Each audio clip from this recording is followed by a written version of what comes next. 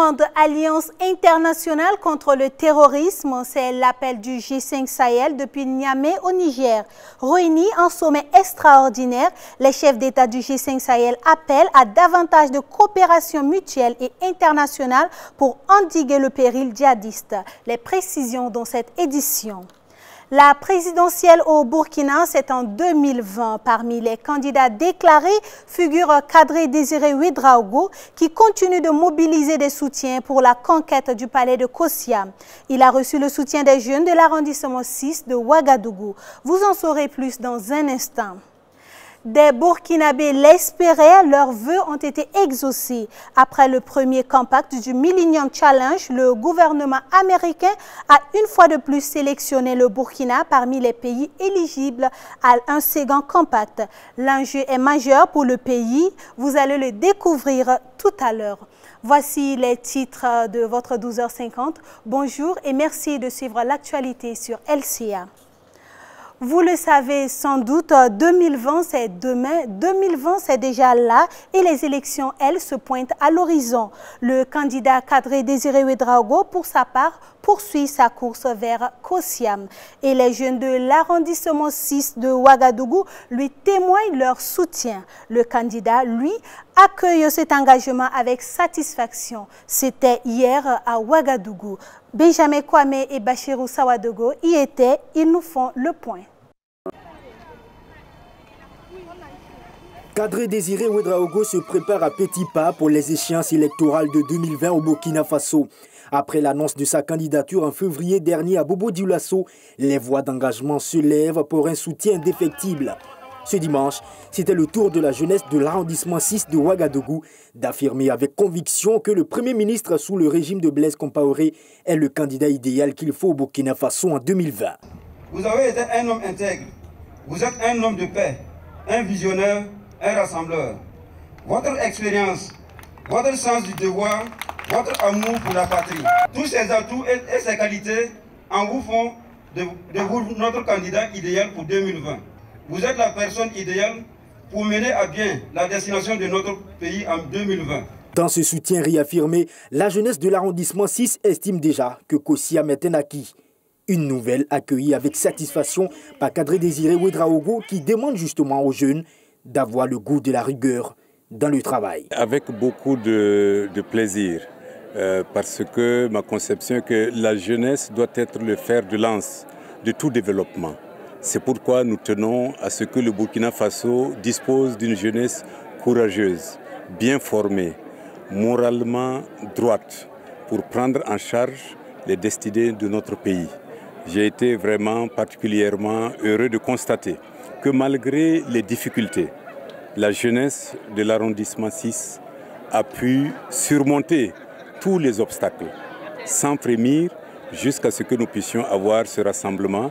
Et je suis vraiment très réconforté par l'engagement de cette jeunesse. Une seule voie vous permettra de diriger, de redresser ce pays. C'est la voie de la rigueur, la voie de la probité, la voie du travail.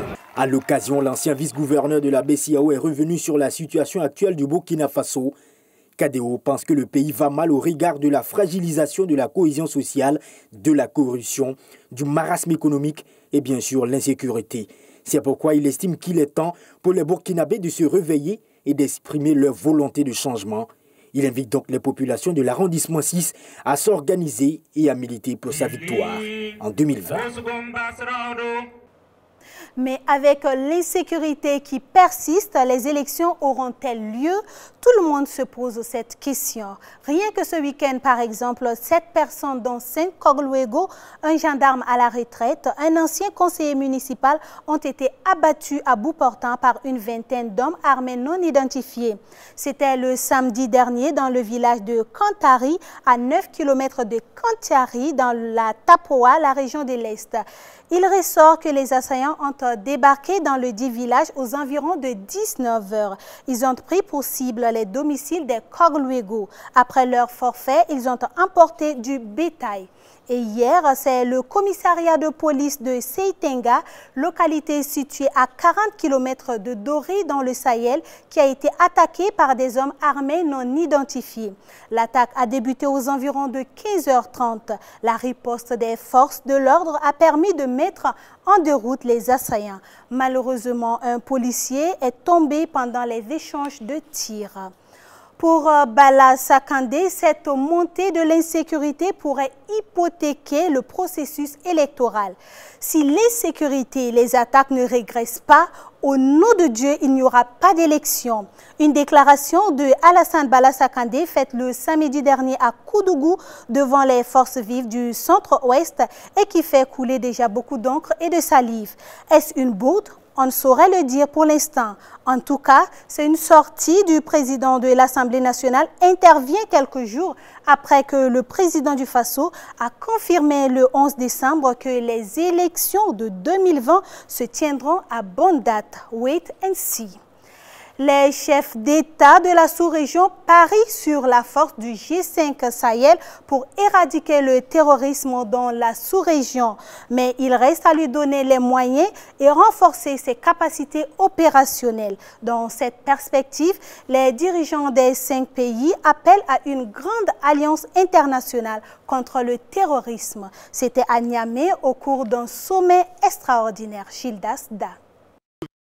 Renforcer la coopération pour faire face à la menace terroriste. C'est la principale conclusion du sommet extraordinaire du G5 Sahel. Réunis ce dimanche à Niamey, les 5 chefs d'État ont appelé la communauté internationale à assumer ses responsabilités. Pour eux, la crise sécuritaire qui frappe la sous-région est une conséquence immédiate de l'intervention militaire de la coalition internationale en Libye. Dans leur communiqué final, les 5 présidents appellent le Conseil de sécurité des Nations Unies à renforcer le mandat de la MINUSMA et à placer celui du G5 Sahel sous le chapitre 7 de la Charte onusienne, un chapitre autorisant l'utilisation de la force. Pour leur part, les présidents des 5 pays promettent plus d'efforts dans la mobilisation des ressources internes pour faire face à l'hydre terroriste. Le terrorisme se nourrissant de la pauvreté, il est impératif d'accompagner les actions sécuritaires en luttant contre la pauvreté. Et pour cela, un appel est lancé à un plan de type Marshall. Pour les 5, il est plus que jamais l'heure de resserrer les rangs pour vaincre le terrorisme. Prévu se tenir à Ouaga, le sommet a finalement été délocalisé à Niamey en guise de soutien au Niger. Ce pays a perdu 71 militaires suite à l'attaque du camp militaire d'Inates, localité proche de la frontière malienne. En marge du sommet, les 4 hôtes du président Issoufou se sont recueillis sur les tombes de ses soldats. Au Mali, ATT, l'ancien général d'armée, pourrait-il être la solution dans le contexte du dialogue national inclusif engagé par le gouvernement? L'ancien président a fait un retour remarqué au Bercail. Il était en exil à Dakar depuis le coup d'État de mars 2012 qu'il avait éjecté du pouvoir. Il a été accueilli par une foule nombreuse. Selon son entourage, Amadou Toumani Touré ne fera plus de politique au Mali. Autre point de l'actualité, le Burkina Faso sélectionné pour un deuxième compact. Une sélection faite le 13 décembre dernier par le Millennium Challenge Corporation. Il s'agit d'un plan d'investissement mis en place par les États-Unis d'Amérique. Mais pour que cet investissement soit effectif, il est important que le Burkina remplisse les conditions requises. Une équipe de LCA est allée à la rencontre de la coordination nationale pour en savoir plus. Suivez les explications de Yeli Clarassou, Bachirou Sawadogo. Après le succès du premier compact au Burkina Faso, un deuxième est en marche. Sa mise en œuvre dépend d'un ensemble d'étapes à franchir. Un processus qui incombe à l'unité de coordination de la formulation du second compact du Burkina Faso, du CFPF. Son coordonnateur nous dit à quel niveau est le Burkina. Nous sommes actuellement à l'étape de l'aide-mémoire. Alors, l'aide-mémoire, c'est une des étapes clés de la dernière phase. C'est un ensemble en fait, de conditions et d'engagements clés du gouvernement en matière de réforme. Le partenaire a besoin de ces engagements-là pour voir quelle est la volonté n'est-ce pas, du gouvernement de créer des conditions n'est-ce pas, qui permettent aux investissements de porter les fruits qui sont attendus. Un tel processus a pour objectif de permettre au pays de remplir certains critères, des critères qui sont fondamentaux à la réalisation de ce second compact. Il faut que les investissements qui vont être donc réalisés aient un minimum de taux de rentabilité économique de 10%. Voilà, ça c'est une condition.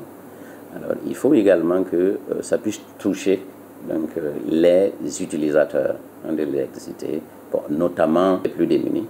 Alors, il faut également que ça puisse être exécuté en 5 ans. Selon l'UCF-BF, la formulation du second compact est sur le point d'être finalisée. Dès que cela sera fait, le Millennium Challenge Corporation, le MCC, prévoit le soumettre à son conseil d'administration en juin 2020.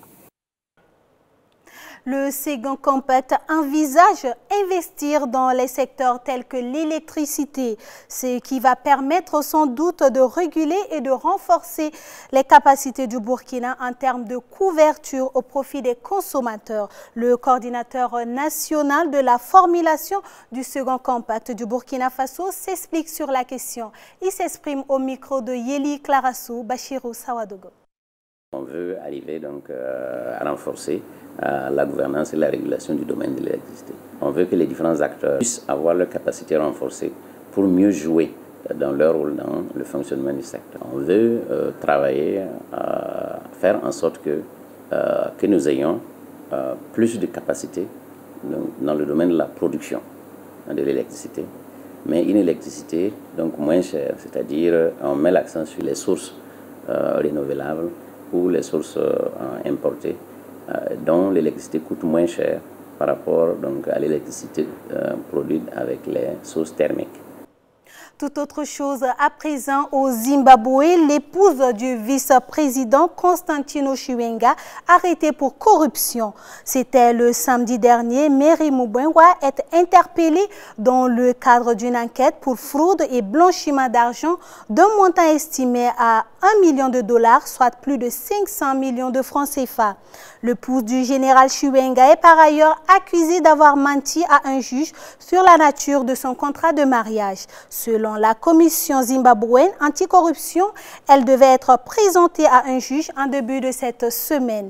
Il faut savoir que son époux Constantino Chiwenga, ancien chef d'état-major de l'armée zimbabwéenne, est considéré comme l'architecte du coup de force qui a précipité la démission du président Robert Mugabe en fin 2017, après 37 ans de règne sur le pays. Ainsi s'achève cette édition du journal. Merci de l'avoir suivi. À demain.